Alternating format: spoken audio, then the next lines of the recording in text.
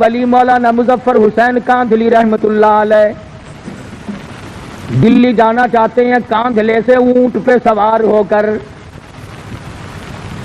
سامان دکھلا دیا، یہ میرا سامان ہے، میں خود سوار ہوں گا۔ ایک آدمی آ کے کہتا ہے مولانا یہ رکا میرا دلی کاغذ کا پرزہ ایک آدمی کو پہنچانا ہے۔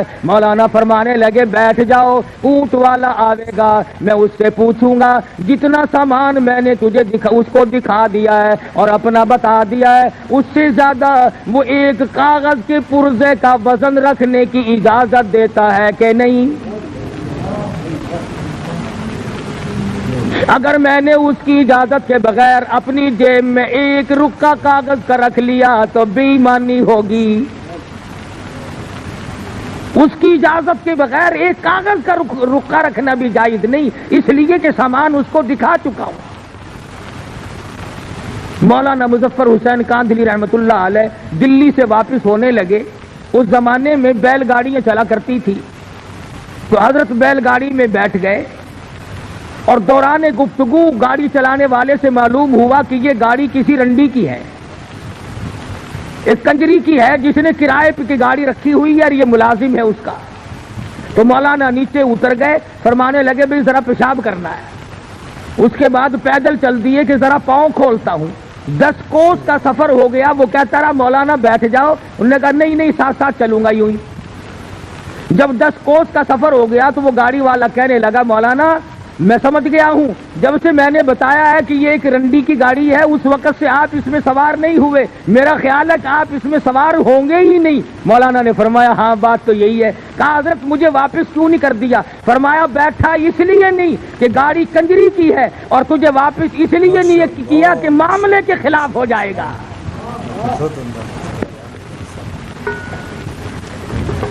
کس قدر تقویٰ ہوگا ان لوگوں کے پاس جو اپنی زندگی کے ایک ایک لمحے میں اللہ اور اس کے رسول کی شریعت مقدسہ کا لحاظ کرتے تھے۔ امام ابو حنیفہ رحمت اللہ علیہ بہت بڑے جلیل القدر بزرگ ہیں، اللہ والے ہیں، امام ہیں، 53 حج اپنی عمر میں ادا فرمائے، اور کئی حج ایسے ہیں گھر سے لے کر بیت اللہ تک پیدل گئے پیدل آئے۔ مگر تقوی کا یہ عالم ہے۔ بغداد شہر میں سخت دھوپ پڑ رہی ہے، ایک مکان ہے بہت بڑا، اس کی چھاؤں میں جانور بیٹھے ہیں، آدمی دھوپ میں آرام کر رہے ہیں اور حضرت والا دھوپ میں کھڑے ہیں۔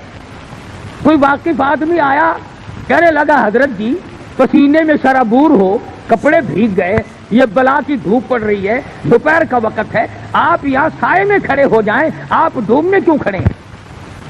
سبحان اللہ، فرمانے لگے جس کے مکان کا یہ سایہ ہے، جس کے مکان کی یہ چھاؤں ہے، میں نے اس مکان والے سے قرض لینا ہے، ڈرتا ہوں اس کی کسی چیز سے فائدہ اٹھایا سود نہ ہو جائے۔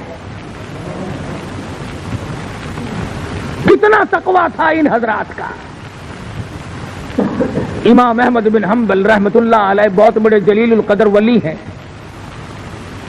خادم کو ایک اور بات میری یاد رکھنا، نفل پڑھنے سے بھی ولی نہیں بنتا، معاملات کے اندر ثابت قدمی ہو تب ولی بنتا ہے۔ میں اگر ساری رات نفل پڑھوں اور صبح اٹھ کر کے 100 روپے کسی سے ٹھگی کے مار لوں، میرے نفلوں کا کیا بنا؟ میں رات دن قرآن کریم کی تلاوت کروں اور صبح اٹھ کر کسی کا حق غصب کر لوں تو میری تلاوت کا کیا بنا؟ اصل بات معاملے کی ہے۔ امام احمد بن حنبل رحمت اللہ علیہ جیسا جلیل القدر آدمی، جس نے اللہ کی قرآن کے لیے 2 سال تک مسلسل درے کھائے، خادم کو بھیجا کہ بازار سے دال لے آ۔ وہ 1 پیسے کی ذرا سی دال لایا کرتا تھا۔ اس دن ایسا موقع بنا کہ جب لینے کے لیے کٹورا لے کر خادم دال لینے بازار میں آیا تو کئی دال بیچنے والے بیٹھے تھے۔ ایک نے کہا پیسے کا 1 چمچہ، دوسرے نے کہا پیسے کے 2 چمچے، تیسرے نے کہا پیسے کے 3 چمچے، چڑھتے چڑھتے 5 چمچوں پہ چلے گئے تو وہ کٹورا بھر کے لایا 1 پیسے کا۔ میرے جیسا ہوتا تو بسم اللہ پڑھ کے غوطے لگاتا کہ اچھا وہ زیادہ مل گئی۔ تو امام احمد بن حنبل رحمۃ اللہ علیہ نے پوچھا کہ پیسہ تو ایک دیا تھا، یہ اتنی ساری دال کیسے آ گئی؟ خادم کہنے لگا حضرت مزے آ گئے، دال بیچنے والوں کا مقابلہ ہو گیا، بڑا کام بن گیا، ان کی ضد لگ گئی آپس میں، اس نے کہا 2 چمچے، اس نے کہا 3 چمچے، اس نے کہا 4 چمچے، میرا تو کٹورا بھر گیا۔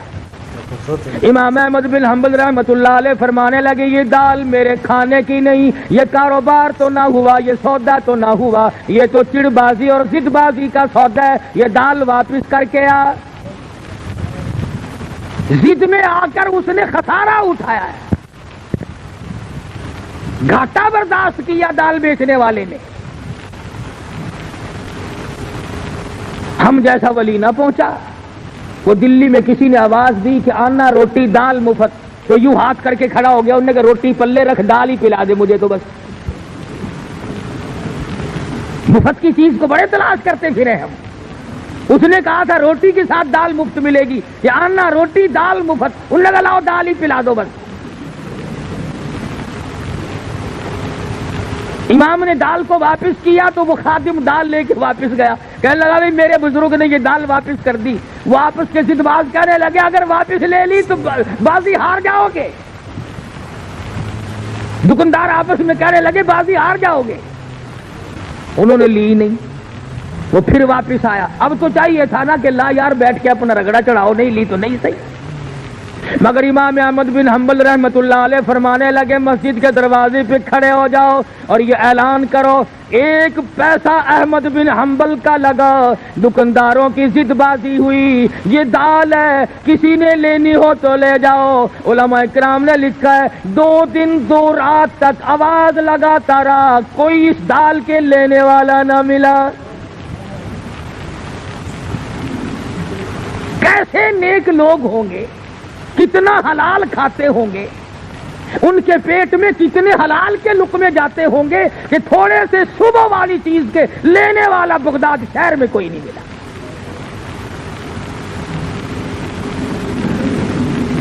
امام ابو حنیفہ رحمۃ اللہ علیہ کے سامنے ایک آدمی آیا، پوچھا کیا بات ہے؟ کہنے لگا جی میری بکری گم ہو گئی۔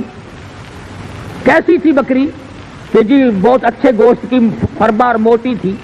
امام ابو حنیفہ رحمۃ اللہ علیہ نے معلوم کیا کہ بکری کی زیادہ سے زیادہ عمر کتنی ہوتی ہے، کسی نے بتلایا ماہر نے کہ 7 برس۔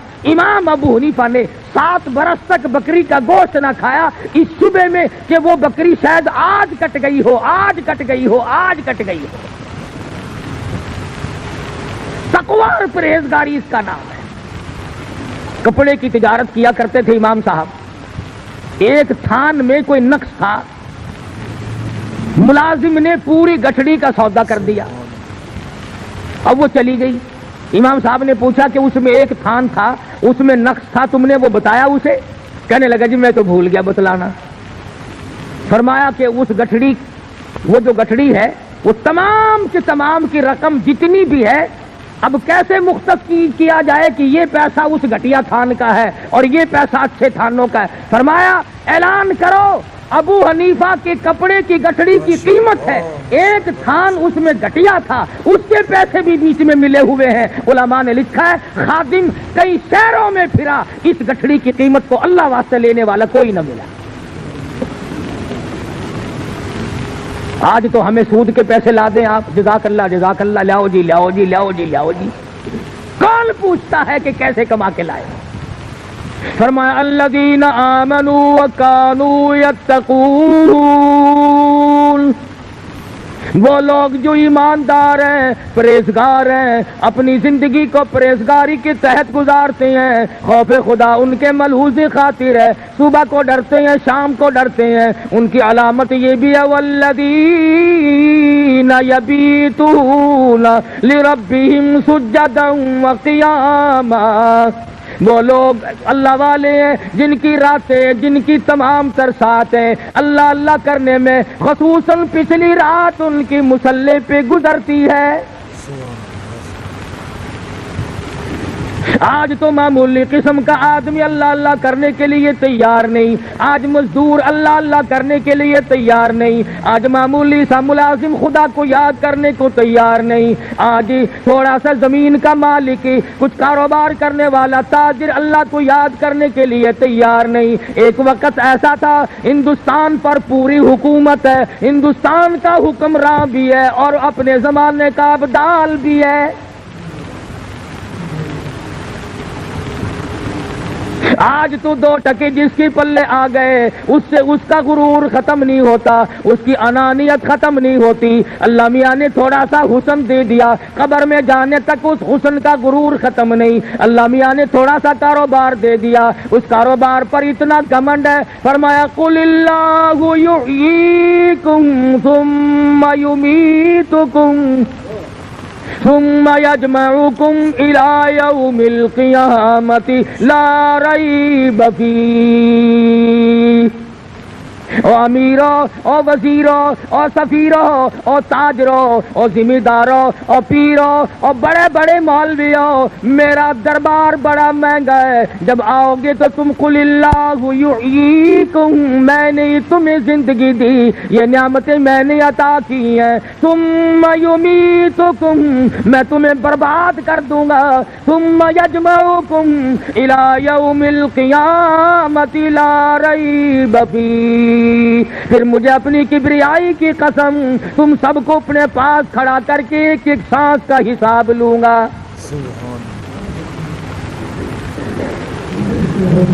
اب تو نہ معلوم میرے اور تیرے دل کو کیا ہو گیا، ہماری آنکھوں کو کیا ہوا، ہمارے دماغ کو کیا ہو گیا۔ خدا کی قسم ایک ولی کی تمہیں بات سناؤں حیران ہو جاؤ گے۔ خواجہ قطب الدین بختیار کاکی سب کہہ دو رحمت اللہ علیہ، بہت بڑا ولی ہے۔ بابا فرید الدین شکر گنج رحمت اللہ علیہ پاک پٹن شریف والوں کا پیر ہے، بڑے بڑے ولیوں کا پیر ہے، بڑے بڑے بزرگوں کا پیر ہے۔ خواجہ قطب الدین بختیار کاکی رحمت اللہ علیہ دلی میں بہت بڑے ولایت کے منصب پہ فائز ہیں۔ موت تو پیروں کی بھی آتی ہے، موت تو مولویوں کی بھی آتی ہے، میں نے سنا ہے کہ صدروں کی بھی موت آ جاتی ہے، میں نے سنا ہے گورنر بھی مر جاتے ہیں، میں نے یہ بھی سنا ہے کہ وزیروں کے بنگلے بھی سنسان ہو جاتے ہیں، میں نے سنا ہے بڑے بڑے تاجروں سفیروں کی کوٹھیاں ویران ہو جاتی ہیں۔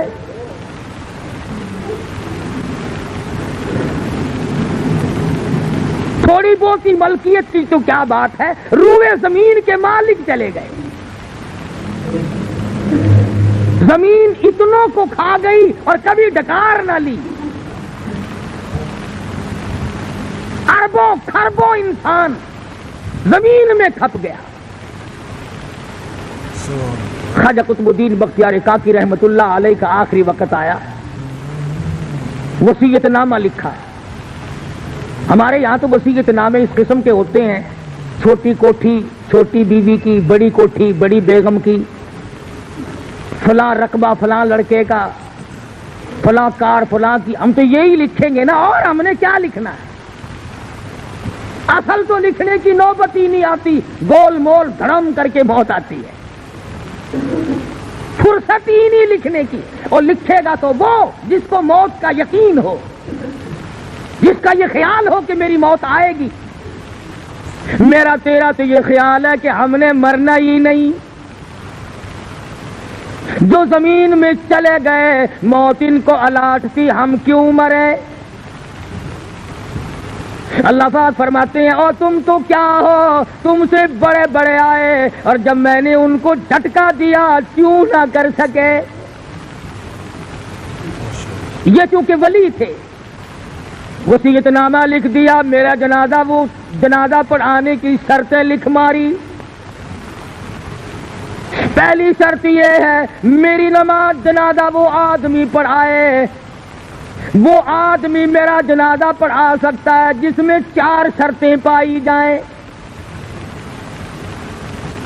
میرا نماز جنازہ ہر آدمی نہ پڑھائے، ہر کوئی میرے جنازے کے لیے کھڑا نہ ہو، وہ آدمی پڑھائے جس میں 4 شرطیں پائی جائیں۔ پہلی شرط یہ ہے جب سے اس نے ہوش سنبھالا میرے جنازے کے وقت تک اس کی ایک وقت کی بھی، ایک دن کی بھی ایک نماز بھی جماعت کے بغیر نہ ہوئی ہو، ساری عمر میں کبھی تکبیر اولا فوت نہ ہوئی ہو، بیماری میں، دکھ میں، درد میں، سفر میں، حضر میں، کسی وقت میں بھی، کسی پریشانی میں بھی، کیسی تکلیف کیوں نہ ہو، ایک وقت کی بھی جماعت کی نماز اس کی ترک اور قضا نہ ہوئی ہو، پہلی شرط نماز جنازہ پڑھانے کی ہے۔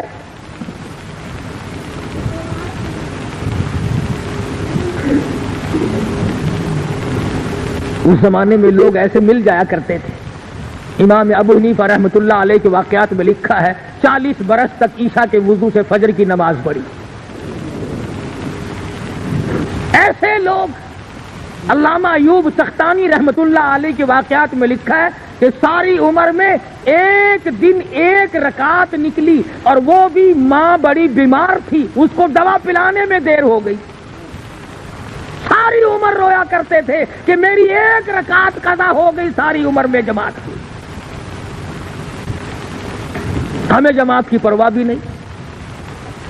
علماء اکرام نے لکھا جماعت بہت بڑی شے۔ عبداللہ بن ام مکتوم رضی اللہ تعالیٰ عنہ مدینہ منورہ میں نابینا صحابی ہے، مدنی کریم صلی اللہ تعالیٰ علیہ وسلم کی خدمت عالیہ میں حاضر ہوا، عرض کرنے لگا یا رسول اللہ میرے ماں باپ آپ پہ قربان ہو جائیں، محتاج ہوں، معذور ہوں، مجبور ہوں، نابینا ہوں، ٹھوکریں لگتی ہیں، ٹکر بھی لگ جاتی ہے، نماز کے لیے آتا ہوں، اگر آپ اجازت دیں تو میں گھر میں نماز ادا کر لیا کروں۔ رحمت دو عالم صلی اللہ علیہ وسلم نے فرمایا ہاں تو مجبور ہے، گھر میں نماز ادا کر لیا کر۔ وہ ابھی پوچھ کر 10 قدم نہ گیا ہوگا کہ جبریل امین تشریف لائے، عرض کیا یا رسول اللہ آپ نے عبداللہ بن ام مکتوم کو گھر میں نماز پڑھنے کی اجازت دے دی، حالانکہ ایسے لوگوں کی وجہ سے دوسروں کی نماز قبول کی جاتی ہے،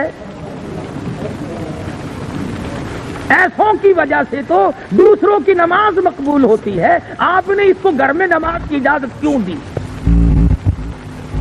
واپس بلایا اور فرمایا عبداللہ اذان سنتے ہو؟ جی ہاں یا رسول اللہ سنتا ہوں۔ فرمایا پھر تو مسجد میں آنا ہی پڑے گا۔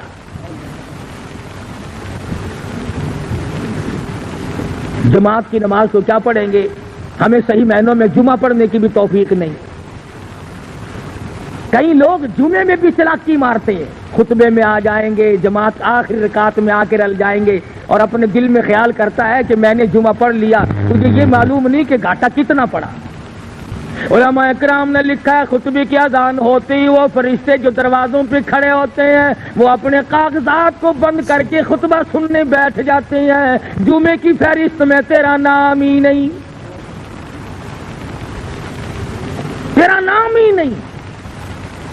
دکان پہ بڑا سویرے پہنچتا ہے کہ گاہک آ کر نہ چلا جائے، جمعے کے متعلق چھٹی کا دن ہے جی آج تو دیکھی جائے گی، چلے جائیں گے جی، پہنچ جائیں گے جی۔ ایسی مسجد تلاش کرو جہاں فوراً جمعہ ہوتا ہو، ماشاءاللہ 8 گھنٹہ مسجد میں بیٹھنا نہ پڑ جائے۔ کیا خدا دلوں کی ان چلاکیوں سے واقف نہیں؟ دیکھ رہا کہ یہ جلدی جمعہ پڑھنے کے لیے کیوں ڈھونڈتا پھرتا ہے؟ کبھی یہ بات تو تلاش نہ کی کہ چلو میں ایسی جگہ جاؤں جہاں جلدی موت آتی ہو، ایسی جگہ تو کوئی تلاش کرنے نہیں گیا۔ چلو میں تو گناہ ہی کر رہا ہوں، جتنا جیوں گا گناہ ہی کروں گا، ہم تو جلدی مرتے ہیں۔ نماز میں جلدی، جمعے میں جلدی، دین کے کام میں جلدی، اور دنیا کو کہتا ہے سنوار کے کرو، سنبھل کے اچھی طرح سے کرو کام۔ تو خواجہ قطب الدین بختیار کاکی رحمت اللہ علیہ نے پہلی شرط لکھ دی، میری نماز جنازہ وہ آدمی پڑھائے جس کی تمام عمر میں کبھی بھی کسی حال میں بھی اس کی ایک وقت کی بھی جماعت کی نماز قضا نہ ہوئی ہو۔ فرمایا دوسری شرط یہ ہے میری نماز جنازہ وہ آدمی پڑھائے جس کی تمام عمر میں کبھی بھی بیماری میں سفر میں کبھی بھی کسی حال میں بھی اثر کی سنت قضا نہ ہوئی ہو. اب یہ ولی ہے، دیکھو کیا کیا شرطیں اپنے جنازے کے لیے لکھ رہا ہے. فرمایا میری نماز جنازہ وہ آدمی پڑھا سکتا ہے جس سے فرض تو کیا، واجبات تو کیا، ضروری نماز تو کیا، اثر کی سنتیں جو نفل کے درجے میں وہ بھی کبھی اس سے قضا نہ ہوئی ہو.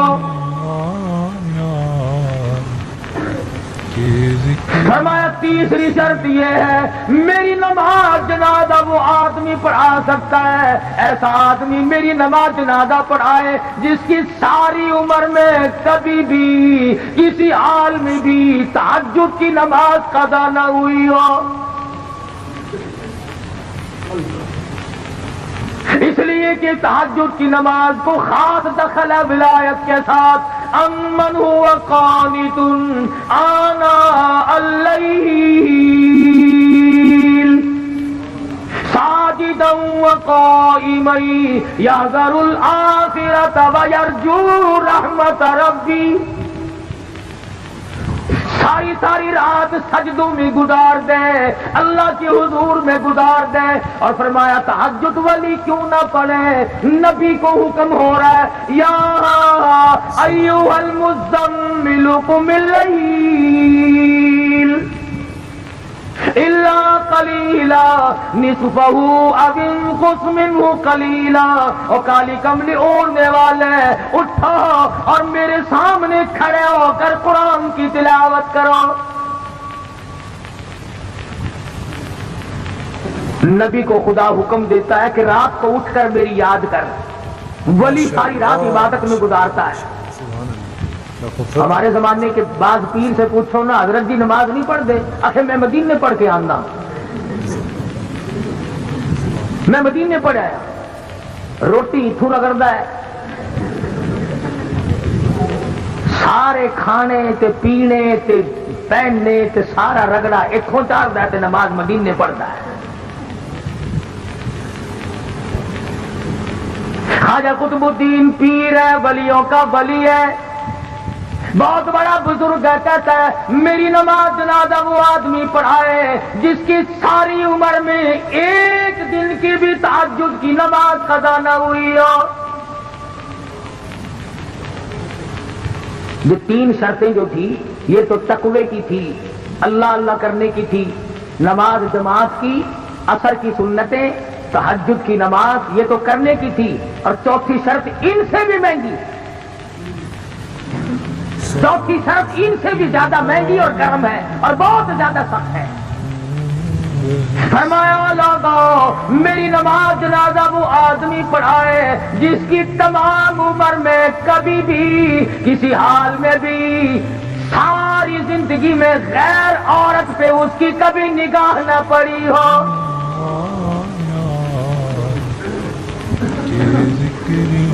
میری نماز جنازہ وہ آدمی پڑھائے جس نے ماں، بہن، بیٹی، بیوی کے سوا پانچویں عورت کو نگاہ سے نہیں دیکھا. یہ مسئلہ سب سے زیادہ مشکل ہے، انتہائی مشکلات میں سے ایک یہ مسئلہ مشکل ہے کہ کوئی غیر عورت کو نہ دیکھے. تم اگر نہ دیکھنے کی کوشش کرو گے تو وہ ٹکر مارتی ہے، کرے کیا؟ بچ کے کیسے جاؤ گے؟ بعض بے وقوف لوگوں کو کہتے ہوئے سنا ہمارے گھر کے تو بہت سیانے اور ہوشیار ہیں جی، اپنے بھی میرے بھی کپڑے خود ہی لے آتے ہیں، گھر کا سودا پتا بھی خود ہی لے آتی ہے. کیا انسانیت ہے، یہ مردانگی ہے. تیرا کیا مرد پڑا ہوا؟ عورت کی کمائی کھا کے گزارا کرنے والا کبھی مرد ہو سکتا ہے؟ ڈوب کے مر جانا چاہیے ایسے مرد کو جو عورت کی کمائی کھاتا ہو.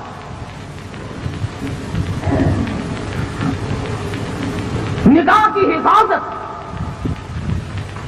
مدنی کریم صلی اللہ تعالی علیہ وسلم کے زمانے سے صحابہ کرام میں اتنی تھی.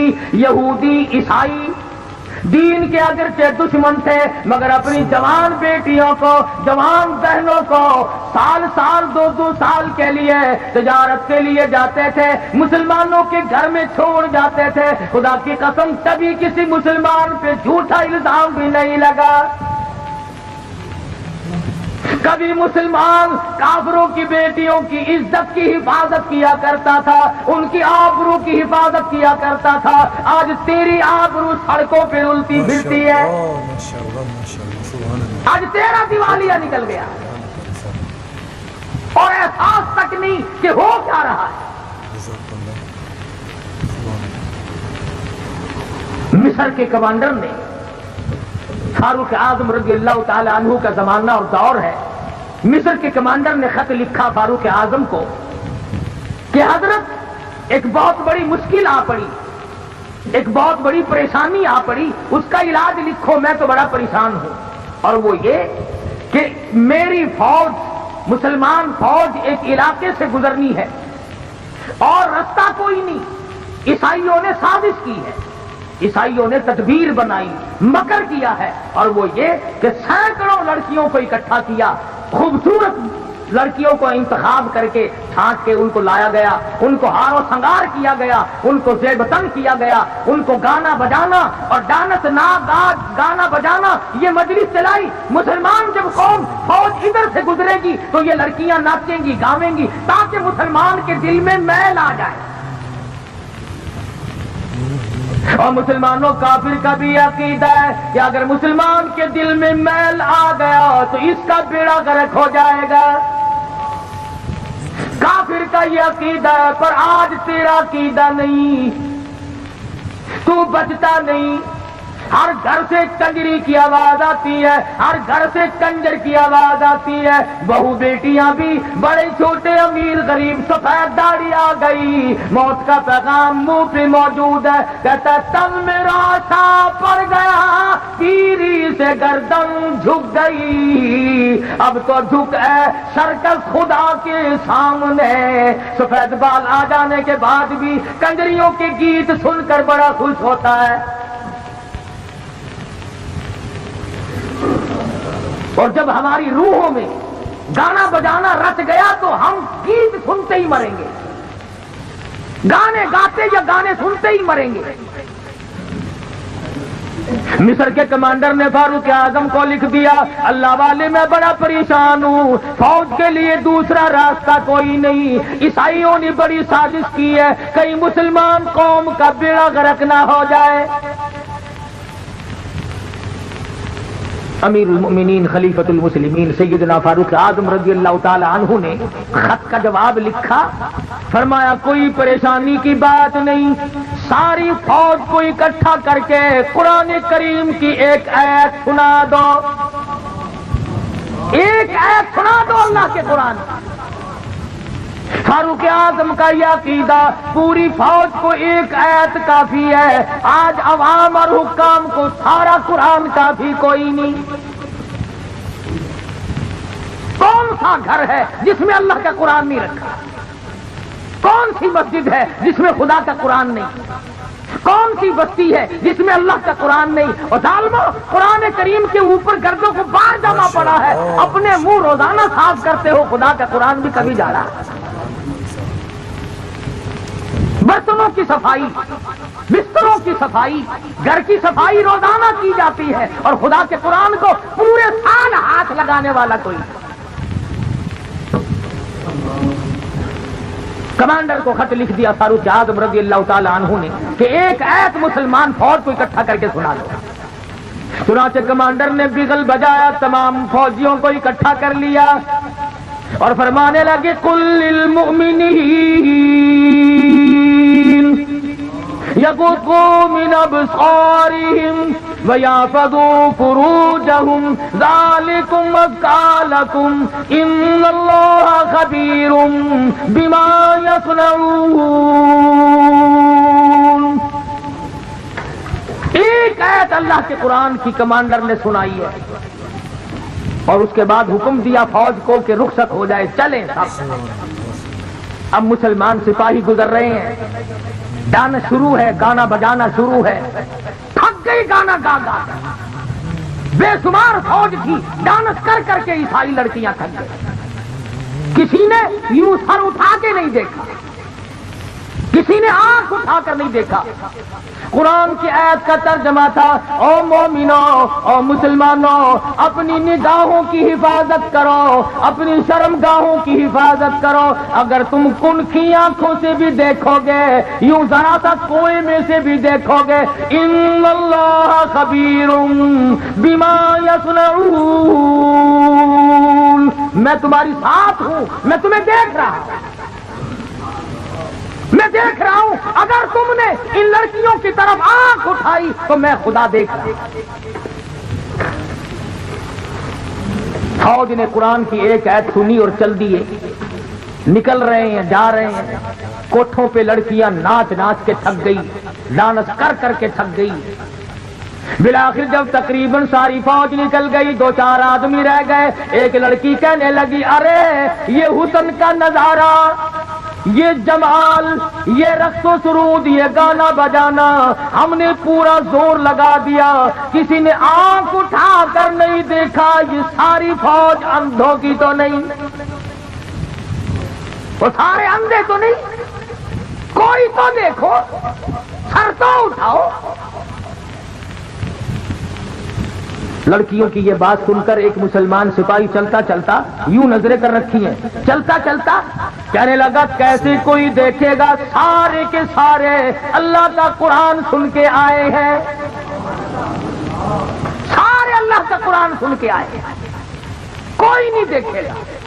اللہ غنی، عیسائی لڑکیاں کہنے لگی، وہ کیسا قرآن ہے جو اتنے بڑے جمال کے نظارے سے روک دے، اتنے حسن سے روک دے، گانے بجانے سے روک دے، یہ طرح طرح کے ڈانس ہم نے کیے، ان کو دیکھنے سے روک دے، وہ کیسا کلام ہے جس میں اتنی قوت ہے، اتنی اسپرٹ ہے، اتنی شجاعت ہے، اتنی جرأت ہے، اور جانے والوں وہ قرآن ہمیں بھی سناتے جاؤ۔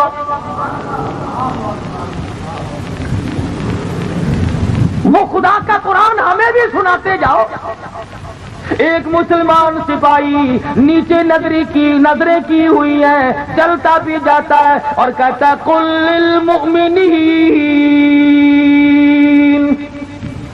یغضوا من ابصارهم ویحفظوا فروجهم ذلکم ازکی لکم ان اللہ خبیر بما یصنعون۔ ادھر مسلمان سپاہی قرآن پڑھتا جاتا ہے، ادھر پرندوں کی طرح لڑکیوں نے چھلانگ لگا کر کے نیچے آنا شروع کر دیا، اور قرآن پڑھنے والوں نہ چھوڑ کے جاؤ، ہمیں بھی ساتھ لے جاؤ۔ علماء نے لکھا ہے، ایک آیت سن کر کئی سو عیسائی لڑکی مسلمان بن گئی، اور ہم مسلمان ڈوب کے مر جائیں، سارا قرآن سن کر کے بھی آج تک مسلمان نہ بنے، آج تک مسلمان نہ بنے۔ تو خواجہ قطب الدین بختیار کاکی رحمت اللہ علیہ نے چوتھی شرط لکھ ماری، فرمایا، میری نماز جنازہ وہ آدمی پڑھائے جس کی ساری عمر میں کبھی بھی کسی حال میں بھی غیر عورت پہ اس کی نظر نہ پڑی ہو۔ دلی میں خواجہ قطب الدین بختیار کاکی رحمت اللہ علیہ کا انتقال ہو گیا۔ میرٹھ، غازی آباد، مراد آباد، پانی پت، سہارنپور، پوری دنیا میں لوگوں نے شور مچایا، اتنی مخلوق آئی، علماء کرام نے لکھا ہے کہ کئی لاکھ آدمی جنازہ پڑھنے آیا۔ جنازہ رکھا ہوا ہے، تھوڑی تھوڑی سی دیر کے بعد وصیت نامہ پڑھ کے سنا دیا جاتا ہے کہ بھی خواجہ صاحب نے یہ لکھا ہے، دیکھ لو، جس میں یہ چار شرطیں پائی جاتی ہو وہ آگے آؤ اور جنازہ پڑھاؤ۔ مفتی موجود تھے، قاضی موجود تھے، قاری موجود تھے، عالم موجود تھے، مگر اپنے اندر چاروں شرطیں مکمل نہیں دیکھتے تھے، کسی نے ہمت نہ کی کہ آگے بڑھ کر جنازہ پڑھائے۔ سچائی کا زمانہ تھا۔ آج اگر کوئی لکھ کے بھی رکھو گے نا تو چھلانگ لگا کر پہلے مسلح پہ وہ آئے گا جس نے کبھی فرض پڑے ہی نہیں ہوں گے، انہوں نے کہا چلو اور نہیں تو اخبار میں فوٹو تو آئے گا. ہاں ہاں کبھی آج شام کو جا کر کے سارے سرانے لکھ کے رکھ دو, بغیر جنازے کے جانا پڑے گا, پڑھانے والا ملے گا ہی نہیں. ان شرطوں والا تجھے ملنا ہی نہیں. اس وقت میں نہیں ملا تو آج کیسے ملے گا؟ خواجہ قطب الدین بختیار کاکی رحمت اللہ علیہ کا جنازہ رکھا ہے. سارا دن گزر گیا, علماء موجود ہیں, محدثین موجود ہیں, بڑے بڑے ولی موجود ہیں, مگر کوئی جنازہ پڑھانے کی ہمت نہیں کرتا. بالآخر شام ہوئی, ایک آدمی اگلی صف میں سے نکلا اور خواجہ قطب الدین بختیار کاکی رحمت اللہ علیہ کے جنازے کے قریب پہنچا اور منہ سے کفن کا کپڑا اٹھا کے کہنے لگا, او اللہ والے, سمجھ گیا ہوں, جانتا ہوں کسے لکھ کے گئے ہو, کسے حکم دے رہے ہو. او خواجہ تجھے کیا ملا؟ میرا حال یا رب جانتا تھا یا خواجہ جانتا تھا, اور تجھے کیا ملا میرا راز فاش کر کے؟ میں چاہتا تھا تیرے سوا, میرے رب کے سوا میرا حال دنیا میں کوئی نہ جانے.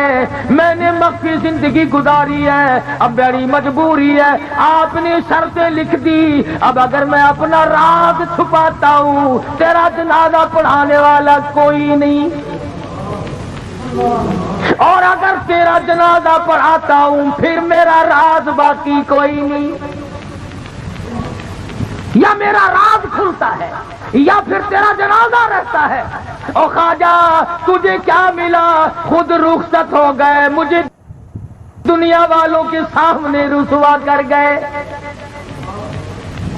میں چاہتا تھا تیرے سوا, میرے رب کے سوا میرا حال کوئی نہ جانے, میں یوں ہی اپنے رب کے حضور جانا چاہتا تھا.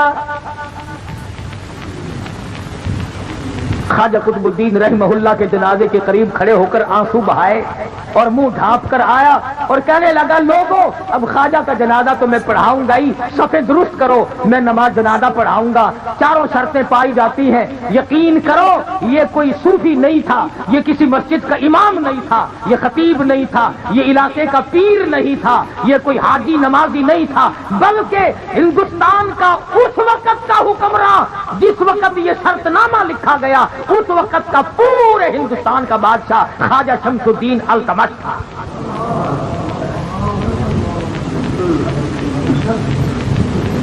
پورے ہندوستان کا حکمراں, اور ساری عمر میں ایک جماعت کی نماز نہ گئی. بادشاہ ہو اور تہجد کی نماز قضا نہ ہو, بادشاہ ہو اور عصر کی سنتیں کبھی نہ چھوٹی ہو, بادشاہ ہو اور بہن بیٹی اور بیوی اور ماں کے سوا کبھی عورت نہ دیکھی. مسجد میں بیٹھے ہو, وضو کر کے بیٹھے, ایمانداری سے ذرا کلیجے پہ ہاتھ رکھ کے سوچو, جب بادشاہ ایسے ہوں گے تو پبلک کیسی ہوگی, عوام کیسے ہوں گے, لوگ کیسے ہوں گے, حالات کیسے ہوں گے, اس وقت کیسی ہوا چلتی ہوگی. ارے خدا کی قسم, ہر آدمی جو مرتا تھا سیدھا جنت میں جاتا تھا.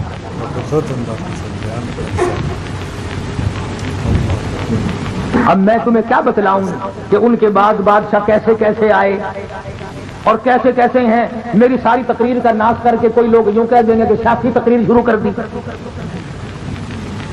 میں کہتا ہوں کوئی بھی ہو, وزیر ہو, صدر ہو, گورنر ہو, کمشنر ہو, ذمہ دار ہو, تاجر ہو, ارے مسلمان بن کے مرنے کی کوشش کرو, تمہیں ہو کیا گیا.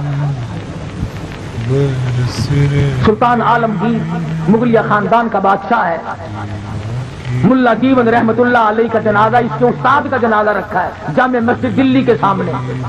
انہوں نے شرط لکھی اس طرح کی کہ میری نماز جنازہ وہ پڑھائے جس کی ساری عمر میں کبھی تہجد قضا نہ ہوئی ہو.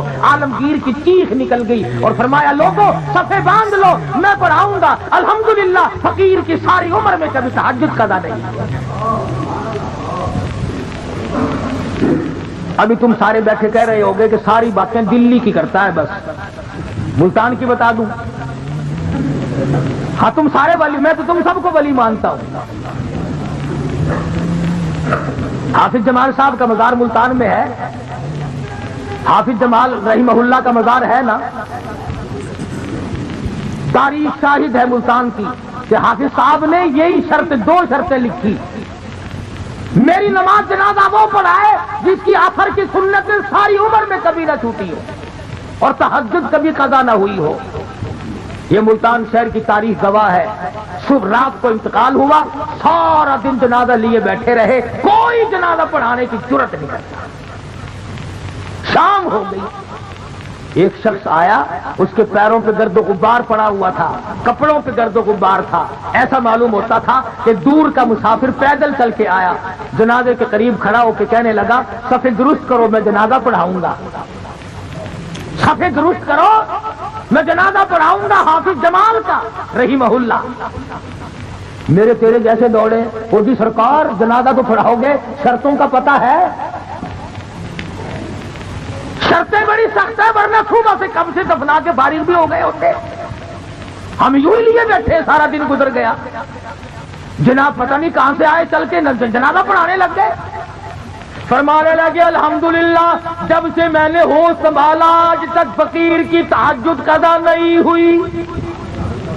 فرمایا آج تک جب سے میں نے ہوش سنبھالا ہے دیگر کی اثر کی سنتیں میری قضا نہیں ہوئی۔ او اللہ والے تو کون ہے؟ فرمانے لگے میں خیر پور ٹامہ والی سے چل کے آیا ہوں، ذات کا کمبھار ہوں، خدا بخش میرا نام ہے۔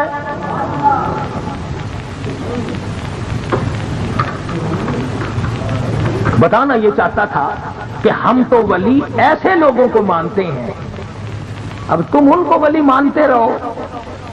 لڑکی کا لڑکا بنا دیا، لڑکے کی لڑکی بنا دی، چمٹے والا پیر، طبلے والا پیر، ہارمونیم والا پیر، میرا قرآن والا پیر، نبی کی حدیث والا پیر۔ مالک بن دینار رحمت اللہ علیہ ایک عجیب نوجوان کا واقعہ تحریر فرماتے ہیں۔ گرمی تھی، دوپہر تھی، سورج اپنی شباب پہ تھا، بڑی سخت گرمی تھی۔ میں نے ایک نوجوان کو دیکھا، وہ پیروں سے معذور ہے، دونوں پیر نہیں ہیں، ہاتھوں کے بل زمین پہ گھسٹ گھسٹ کے چل رہا ہے، اور گلے میں کرتا بھی نہیں، سامان کوئی نہیں، سواری کوئی نہیں، کھانے پینے کا انتظام کوئی نہیں۔ مالک بن دینار رحمت اللہ علیہ فرماتے ہیں میں نے اس نوجوان سے پوچھا کہ تو کہاں سے چلا اس حالت میں؟ کہنے لگا میں بلخ بخارے سے چلا ہوں۔ تجھے یوں ہی ہاتھوں کے بل گھسٹتے چلتے کتنا عرصہ گزر گیا؟ نوجوان کہنے لگا اللہ والے 7 برس ختم ہو کر 8واں لگ چکا ہے۔ اس حالت میں کہ جی ہاں اسی حالت میں تیرا کھانا پینا۔ جوان کہنے لگا والذی ہوا یطعمنی ویسقین وَإِذَا مَرِضْتُ فَهُوَ یشفین۔ اللہ ہی کھلاتا ہے، وہی پلاتا ہے، بیمار ہو جاتا ہوں وہی تندرستی عطا کرتا ہے۔ اور نوجوان دوپہر بڑی سخت ہے، گرمی بڑی سخت ہے، میرے یہاں دوپہر کو آرام کر لے، قیام کر لے، کچھ دیر ٹھہر جا، آج میرے یہاں قیام کر لے۔ نوجوان رونے لگا اور کہنے لگا مالک بن دینار یہ 2-4 منٹ جو تیری ساتھ باتوں میں میرے خرچ ہو گئے، مجھے ان کا ہی بڑا دکھ ہے، میں اور اپنی اس معذوری میں ہاتھوں کے بل 2-4 گز گھسٹ کر اور اپنے رب کے قریب ہو جاتا۔ یہ جو تیری ساتھ بات کرنے میں تھوڑا سا وقت خرچ ہو گیا، مجھے اس کا ہی بڑا دکھ ہے۔ ارے تو تھک گیا ہوگا۔ جوان کہتا ہے تیرے دیوانے مگر چلنے سے رک سکتے نہیں، تیرے دیوانے مگر چلنے سے رک سکتے نہیں، پاؤں تھک جاتے ہیں دل ان کے کبھی تھکتے نہیں۔ میرے سامنے تھکنے کا نام نہ لو، میرے دل میں عشق کی آگ جلی ہوئی ہے، سوز و گداز کا سمندر طوفان برپا کر رہا ہے، میں نہیں تھکنا جانتا، میرے یہاں نیند کا سوال نہیں، آرام کا سوال نہیں، میں تو گھسٹ گھسٹ کر رب کے دربار میں حاضر ہوا کرتا ہوں۔ پوچھا کہ جا کہاں رہے ہو؟ کہنے لگا بیت اللہ کی زیارت کے لیے چلا، روز رسول اللہ صلی اللہ علیہ وسلم کی زیارت کے لیے چلا۔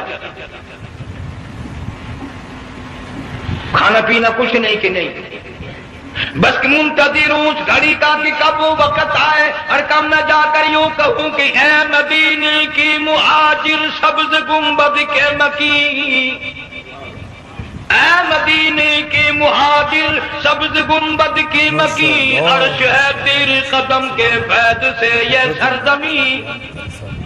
کب وہ وقت آئے، کب میں مدینے کی گلیوں کو دیکھوں، کب آب و ہوا کو دیکھوں، کب مدینے کی بہاروں کو دیکھوں، کب گنبد خضرا میں میری نگاہ پڑے، میرے دل کی تسلی ہو جائے۔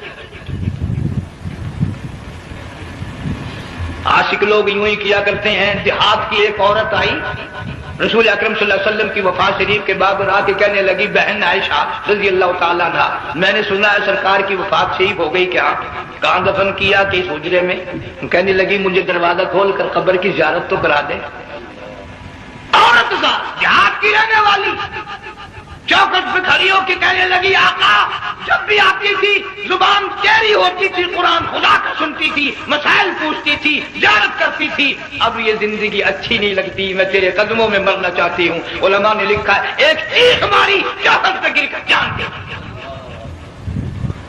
سبحان اللہ۔ مالک بن دینار رحمت اللہ علیہ فرماتے ہیں میں بھی اس سال حج کے لیے گیا، مینا میں میں نے دیکھا کہ بڑا مجمع لگا ہوا ہے ایک جگہ، تو میں بھی گیا کہ یہ لوگ کیوں اکٹھے ہیں۔ میں نے لوگوں میں سے جھانک کر دیکھا تو وہی نوجوان بیٹھا ہے جس کو میں نے دوپہر کے وقت دیکھا تھا، وہی حالت ہے، گلے میں کرتا نہیں، گٹڑی نہیں، تھیلا نہیں، سامان نہیں، اور رو رو کے یوں کہتا مولا آج کسی نے دمبے کی قربانی دی، کسی نے بکری کی قربانی دی، کسی نے اونٹ کی قربانی دی، کسی نے گائے کی قربانی دی، میں فقیر ہوں، میں مسکین ہوں، میں بالکل مفلس اور نادار ہوں، میرے پاس تو یہ میری جان ہے، میں اس کی قربانی دیا چاہتا ہوں، قبول فرما۔ ہزاروں لوگ لاکھوں لوگوں کے سامنے ایک چیخ ماری اور مینا میں جان دے دی۔ اس حالت میں ان اللہ والوں کا آخری وقت آتا ہے۔ دیکھ ہم لوگ مرتے ہیں ایکسیڈنٹوں میں، سڑکوں پہ، ادھر موت کا دھکا لگ رہا، ادھر منہ میں کنجری کا گانا۔ ارشاد فرمایا مدنی کریم صلی اللہ تعالی علیہ وسلم نے سیاتی علی الناس زمان، اور لوگوں میری امت میں ایک وقت ایسا آئے گا لوگ اتنے برباد ہو جائیں گے، صبح کو آدمی مومن مسلمان ہوگا، شام کو موت آئی تو جنازہ کافر کا اٹھ رہا ہوگا۔ گھروں میں، محلوں میں آج موت آتی ہے، کنجری کا گانا منہ میں ہوتا ہے، ادھر دم نکل رہا ہے، ادھر کنجری کا گانا کانوں میں آواز آ رہی ہے، میت کو غسل دیا جا رہا ہے، کنجری کی آواز آ رہی ہے، جنازہ اٹھا کر لے جا رہے ہیں، کنجری کی آواز آ رہی ہے، قبر میں میت اتاری جا رہی ہے، کنجری کی آواز آ رہی ہے، قبر پہ مٹی ڈالی جا رہی ہے، کنجری کی آواز آ رہی ہے۔ اس ماحول میں، اس معاشرے میں ہم کس طرح ایمان اور یقین اور ایمان ساتھ لے کر مرتے ہیں؟ ہزاروں نہیں لاکھوں کو مرتے وقت کلمہ نصیب نہیں۔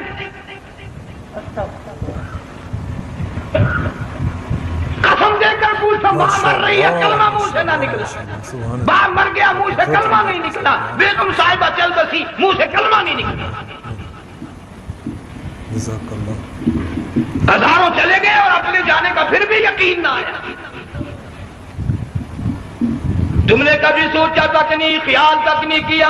ارشاد فرمایا مدنی کریم صلی اللہ تعالی علیہ وسلم نے اور لوگوں ابو ہریرہ رضی اللہ تعالیٰ عنہ سے پوچھا تو کیوں رویا؟ عرض کرنے لگا میرے آقا اتنی کمزوری کبھی نہ دیکھی، اتنی ضعیفی کبھی نہ دیکھی، اتنی ناتوانی کبھی نہیں دیکھی، چہرہ انور بالکل کمزور ہو گیا۔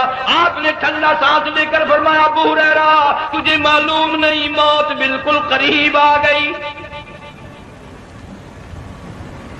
بالکل قریب آ گئی موت۔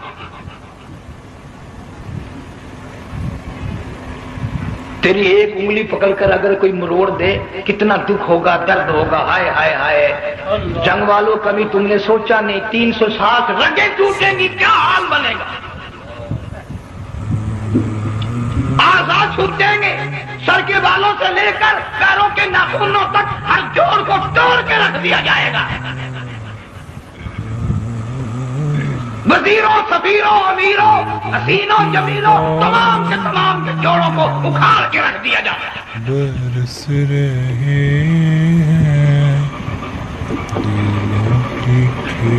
پروگرام تک نہیں مرد عورتوں کا کہ یہ دنیا کسی کی نہ بنی، قبر میں آخر جانا ہی جانا ہے۔